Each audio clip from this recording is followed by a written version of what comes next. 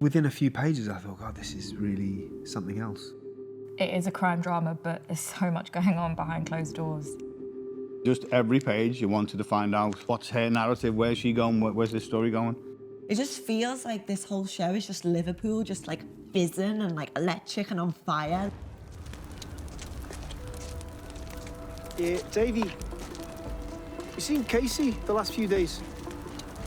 I wanted Responder to be as real as it could possibly be, and I suppose I've got the luxury of knowing that world. A Responder is someone who kicks in doors, who fights literal sometimes and metaphorical fires. I predominantly set this of a night in Liverpool. We used to work 6 nights, 6 12-hour nights, and by that final night, you felt like you were walking through mud. I tried to put my own life into it, and my own fears and my own anxieties, and Martin was doing the same. That's maybe the reason why it's honest, like Tony's writing is so honest. It's a character who clearly has a lot of stuff going on. Chris is good, he's bad, he's funny, he's horrible, he's selfish, he's loving, he's human, and I really like that.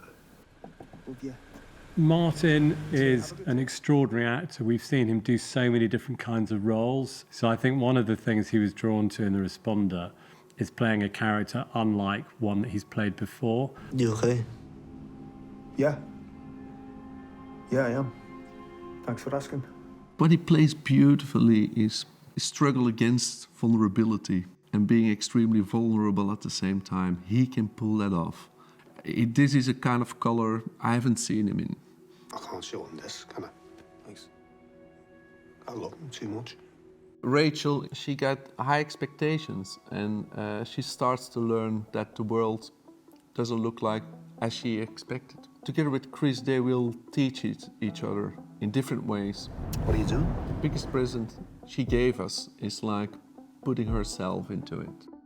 What sort of drew me to Rachel made me want to, play her. There's an honesty to her and like just a desperate need to get things right. She has this very push and pull relationship with Chris, and she can't control that. She learns very quickly that she has no idea what he's going to do next. And you also see that with the characters that they encounter. You have got to keep it inside. Do you understand?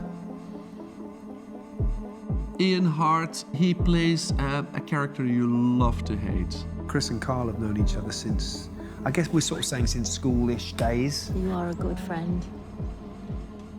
One's ended up as a cop, one's ended up not as a cop. That doesn't preclude them not having a relationship. That doesn't exclude that possibility. Why are you making a song and dance out of this? Just help me out, mate. Some people end up in one aspect, some people end up in another, but they're just trying to make their way through their little lives. And where those two things intersect is where the kind of drama happens. Have you seen her? Who? Casey. Chris and Casey's relationship for me is a kind of father-daughter relationship, but she doesn't want it to be. Care for yourself, support yourself, and be kind to yourself.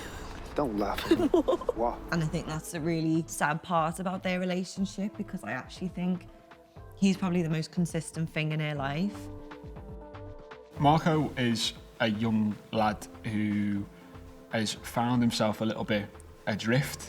I'm working here, Marco. Do you want to buy some cheese? The complexity of Tony's characters really shines out in the script, and it's a gift really for actors. I was fascinated to see that Martin was playing this character. Working with him is honestly, it's a quality, a learning experience, but he's the king of keeping things fresh and keeping things live. The main thing that is appealing about The Responder, it's not just bad versus good, it's just so much more of a grey area. You are disappearing. Kate has been trying to be supportive, trying to hold things together, and she herself is unravelling. When talking about anything to do with mental health, to talk about the people around those who are really suffering, because they are also suffering. And that's what struck home for me with Kate and really resonated with me. And I feel heartbroken for her. I think at its core, really, it's an examination of relationships and of, a man's life spiralling out of control. We all get Marcos, we all get Casey's, we certainly get Chris's. People are very similar. Like, it becomes very universal by being so specific about Liverpool. Right, I'm from Warrington. You know, the humour in the heart of like Scousers, I think it's really going to connect to people, no matter where they're from. What? Any need, like?